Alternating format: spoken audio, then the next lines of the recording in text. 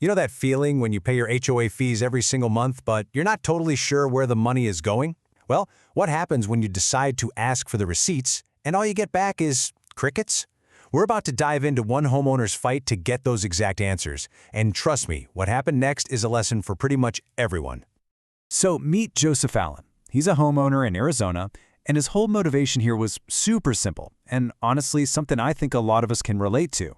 He spotted what looked like some problems in his community's finances, and, he just wanted to double-check that everything was on the up and up. Sounds like a pretty reasonable request, right? So he kicked things off by doing exactly what you'd expect any concerned homeowner to do. He just asked to see the records. Now, here's a key detail. Mr. Allan wasn't just any homeowner. He was actually a former board member. That means he knew his way around the process, and he definitely knew what documents should have been available. So that little piece of context makes his concerns feel even more significant. Okay, check out this timeline. His request started way back in the summer of 2024. First, an email in July asking for some invoices. Then, crickets. So, another email in September, this time for bank statements. But just look at that last date. He didn't actually get the documents until March of the next year. That's a full 8 months later, and get this, it was literally the day before his formal hearing. Wow. And look, this wasn't just about being polite or doing him a favor. Mr. Allan's request was backed by cold, hard state law. In Arizona, this specific statute says an association's financial records shall be made reasonably available for examination. It's not a suggestion, it is a right. And the law is crystal clear about the timing, too. The association has just 10 business days to fulfill a request like this. 10, not 8 months. So yeah, it's pretty clear a legal deadline was completely blown past. So, what happens when a formal request, one that has a very clear legal deadline, is just met with total radio silence? Well, that's when things start to escalate. After his emails to the board members just went unanswered, Mr. Allan was kind of left with no other choice. He had to take the next step, which was filing a formal petition with the state. This is that official step you have to take when the, informal neighborly process completely breaks down. Okay, so this petition leads to an actual administrative hearing. This is where Mr. Allan and a representative for the HOA finally get to come face-to-face in front of a judge and lay out their arguments.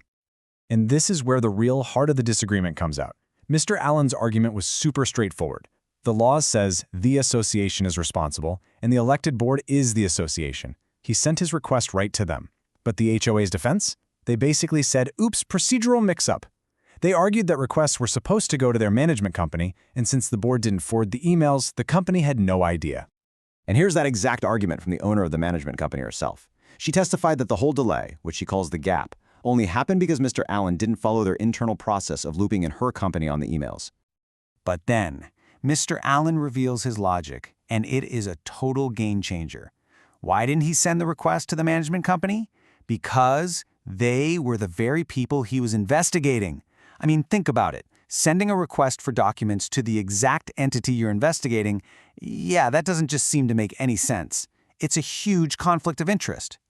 So you've got these two competing arguments on the table. One is about the actual letter of the law, and the other is about the HOA's internal procedures. So how did the judge rule? He won. Plain and simple. The judge sided completely with the homeowner, Joseph Allan. And this was a concrete victory, not just a moral one. First, the judge officially named him the prevailing party. Second, the HOA was ordered to pay him back his $500 filing fee. And third, and this is maybe the most important part, the judge ordered the association to actually follow the law from now on. And here's the legal reasoning that really sealed the deal. The HOA's whole argument about their internal process, it just didn't hold up in court. The judge basically said they offered zero legal proof that a request had to go to the management company. The law puts the responsibility squarely on the association, and an email to its elected board is a request to the association. End of story. So, Mr. Allan's case is a really powerful story, but what does it mean for you? What are the big takeaways from his fight that you can actually use? Okay, first and foremost, know your rights. Your state probably has a law just like Arizona's that gives you access to these records. Second, document everything. Written requests like emails create a paper trail you just can't argue with. Third, remember this key point. The board is the association. A request to them is a formal request. Fourth, if you get ignored, don't give up. There's a formal process you can follow. And finally, maybe the biggest lesson here is that accountability is actually possible. A single persistent homeowner really can make a difference.